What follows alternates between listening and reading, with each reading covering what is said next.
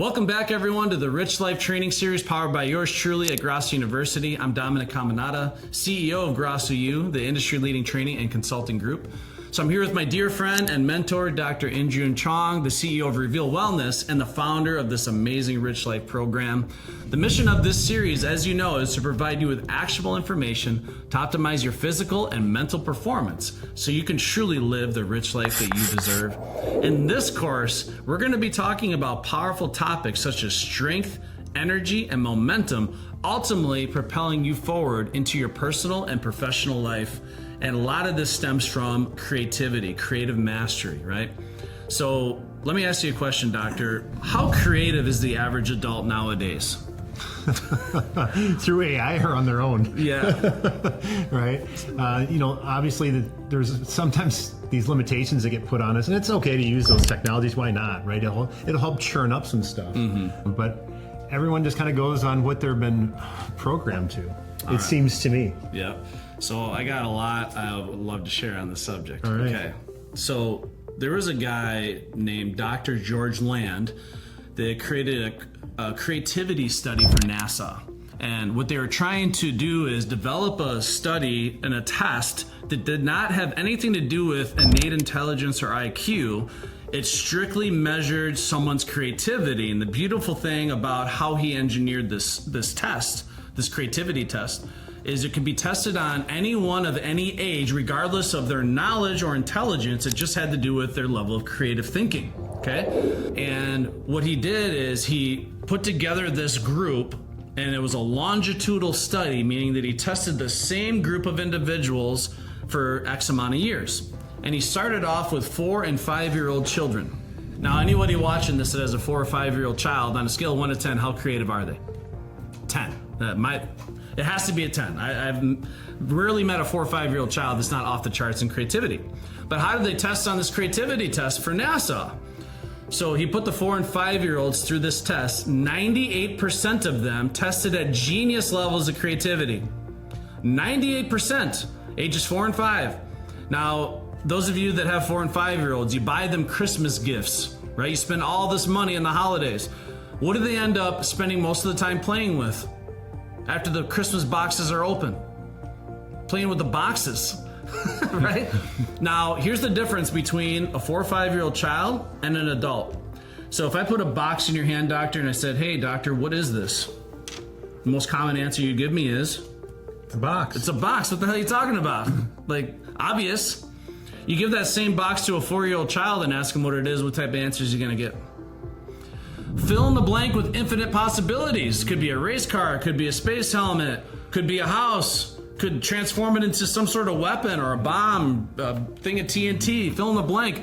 It's a Minecraft block for creative whatever. Right. So it's anything and everything. So it's time to listen up, closers. Before you go any further, you need to hear this. The Grosso University Sales Academy Masterclass is not just another training opportunity. This is the most in-demand, highest-rating sales training program in the history of the home improvement industry. Thousands of sales warriors just like you have gone through this life-changing program taught by our world-class head sales trainer, Daniel Coombsbury, and they are winning more and bigger because of it. If you're serious about dominating in sales, this is where you go to sharpen your edge. The best part is, it's 100% virtual and happens on the second Monday of every month, so there are absolutely zero excuses not to invest in your growth and development. Why don't you go ahead and hit the link in the description to learn more and lock in your spot and get ready to ignite the greatness within. On behalf of Grosso University, yes, you are a closer, and back to the video. Now, what's kind of sad about this, and this is why I talk about the K through 12 brainwashing program we call education, he tested the same group of kids every 5 years. Now, what's discouraged highly in school?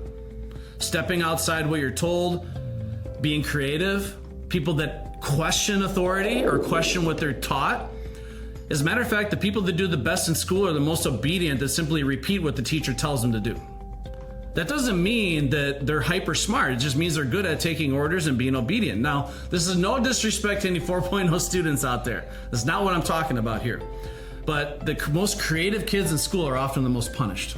They spend most of the time in the principal's office. Were you in the principal's office all the time? Okay. Yeah. So now I want you to think. So he tested the same group of kids when they were 10 years old. It immediately dropped from 98% down to 30. So it went from 98% of the children testing at genius levels down to 30%. Then he tested that same group of kids when they turned 15. Any guesses what it dropped to when they turned 15? 13%. So in 10 years, that same group of children, same innate intelligence, what they were born with, went from a 98% genius down to 13%. Take a wild guess when they turn 18 plus, what percent of adults tested at genius levels? 2%. Only 2%. So it went from 98% down to 2% by the time they turn into adults. So as we go about this world and we're looking at all the adults, only 2% of them perform at genius levels. And the reason why is the way we're conditioned to think in school is called convergent thought. So there's two different ways of thinking. You have divergent, which is what a creative child does, and you have convergent. Now, convergent is exactly the exercise that we just did, where I put a box in Dr. InJun's hand and ask him what it is. He's like, well, Captain Obvious, it's a box. It's the one obvious straight answer to a question. Like if I gave him a toothpick, I said, what is this? You're like, well, it's a toothpick for picking my teeth, idiot. So fill in the blank with anything, right? It's the one straight answer to a question. A divergent is figuring out any and all possible ways to solve a problem. And it's like a spider web. Convergent is a straight line answer. Divergent goes in any and all directions. So divergent is I take that toothpick and immediately Dr. InJun comes up with as many possible applications and uses for that toothpick, and that's how he describes it to me. And that's the way children operate. Their creativity and imagination is so vivid, they'll be imagining things and it's almost like they're in that reality for real in that moment, right? It's very vivid, very powerful. So creativity is conditioned out of us because throughout school, it's what is the one obvious answer to this problem, the one obvious answer to this problem, and it's more of doing what you're told versus thinking for yourself. So it's more of they teach you what to think and not how to think. There's a huge difference. It's like giving a man a fish versus teaching him to fish, right?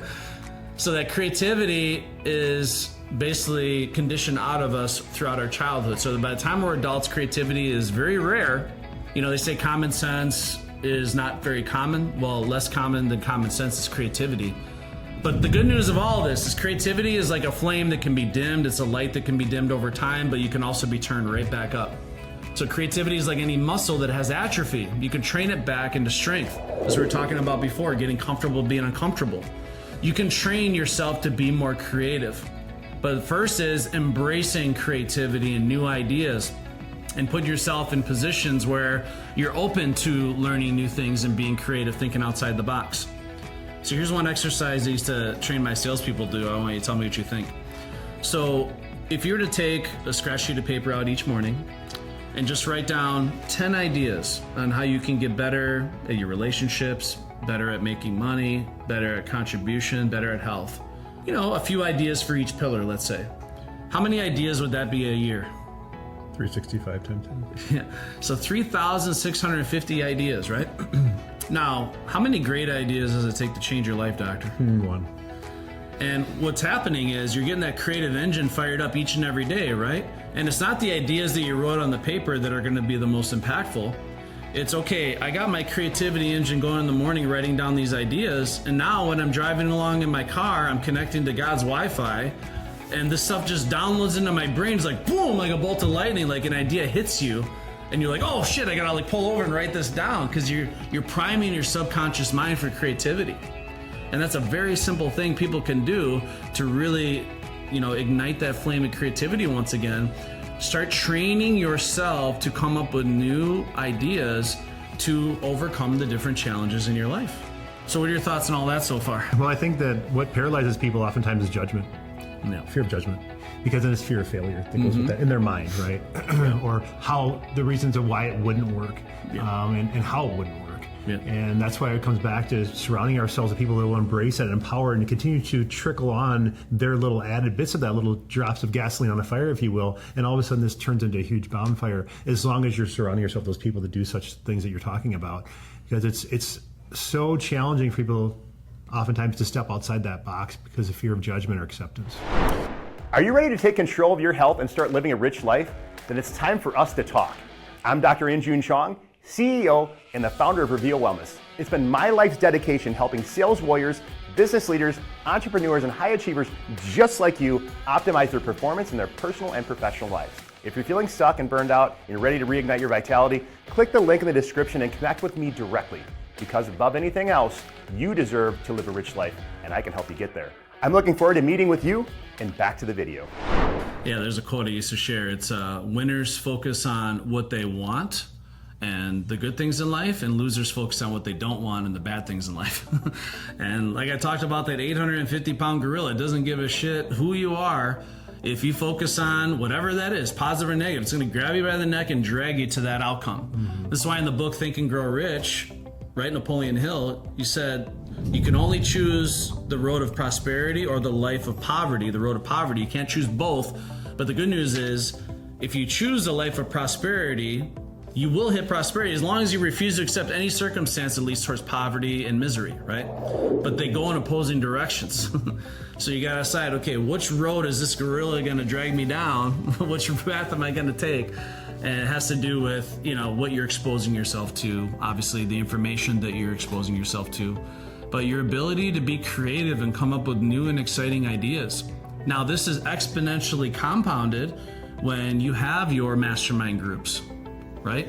So if you can cultivate that creative environment, not just for yourself in your personal life, but to those around you, that's when your ability to generate new ideas is magnified and compounds.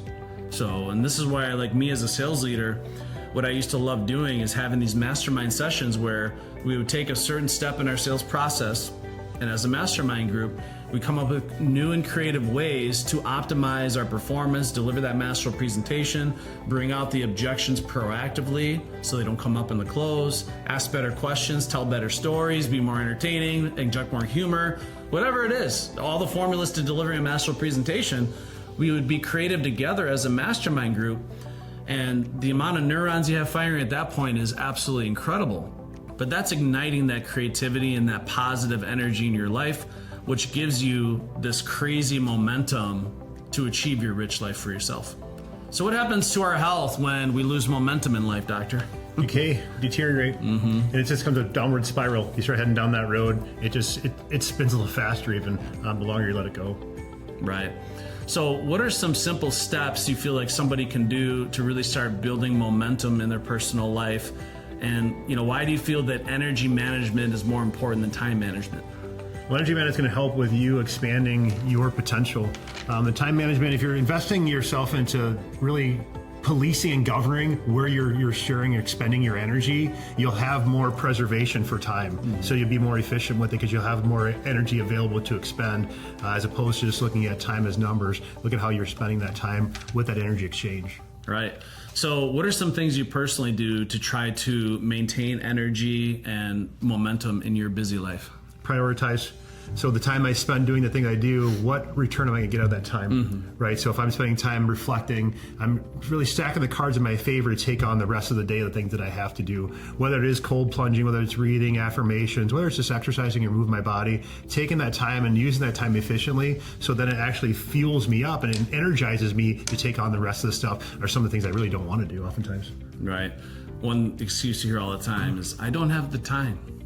Well, you don't have the time because it's not a priority for you. So once you understand the importance and you understand the value of something, you can prioritize it now and make the time. So you have to make the time by making it first a priority, right? But creativity is one of the most important things, and it's one of the gifts that we are given as man and womankind, is our ability to create and come up with new ideas.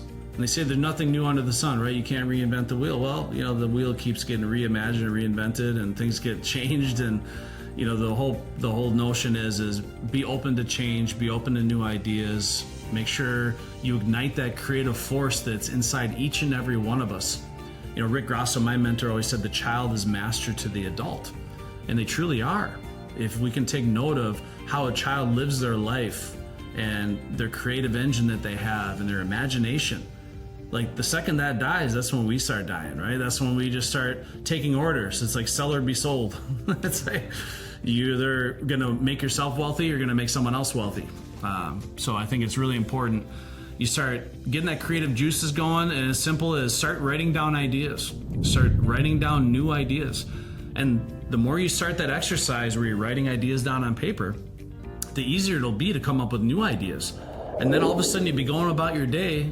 Have you ever had a really good idea just pop into your head out of thin air? That's because at some point you had an idea, whether it was put in your brain or you forced it into your brain.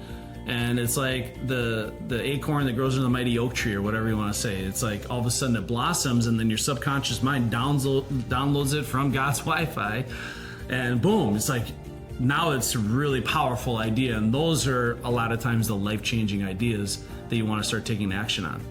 It's also I know a lot of really famous thought thinkers and thought leaders and inventors. They used to always have a notepad next to the bed at night, and they would put some thoughts and ideas into their mind, like, okay, I want to achieve this, or I want to build this, or I want to make this. And essentially when they go to sleep now, their subconscious mind underneath the surface is figuring it all out, sorting it all together, and then when they wake up, boom, I got it, now I write it down, and they have the answer. But that's how powerful this can be. So whatever it is you want to change, and whatever it is you want to create, and whatever it is you want to do, just understand that, yeah, creativity has been conditioned out of us throughout our lives. It's not your fault. It's just the way the world is, because a creative person is a very empowered person. But you can get that creativity engine back just like training any muscle that has atrophy. But it starts with developing that daily habit of just writing down some ideas. And those ideas will turn into goals, and those goals will turn into more clear vision. And then you can share those ideas with others and contribute. And all of a sudden now you're having an impact as an inspirational figure to those around you. You're inspiring their creative engine to get going. And now all of a sudden you have this whole network of creativity where you can snowball and accelerate your growth exponentially. So think about this. When we were going to be going on vacation someplace, think about the excitement you have about the vacation. How much energy that you have because of this vacation is up and coming. And that produces you to be more productive with your time. You get so much more done. You're more efficient before that vacation. Mm-hmm. It's just because you're excited. Yeah. Right? So think about how you can transition that excitement that's in turn into energy, which turns into efficiency, which then gives you more time. Yeah. That's a simple example. Yeah, exactly. And that's all about the energy and momentum that we're talking about here. So, but yeah, those little victories, they say even something as making your bed in the morning, I forget what the study was, like making your bed in the morning, those people are a certain percentage more successful than people that don't. But it's those little successes, those little achievements, those little accomplishments, those little wins. It gives you that energy and that momentum to want to continue to go and move forward.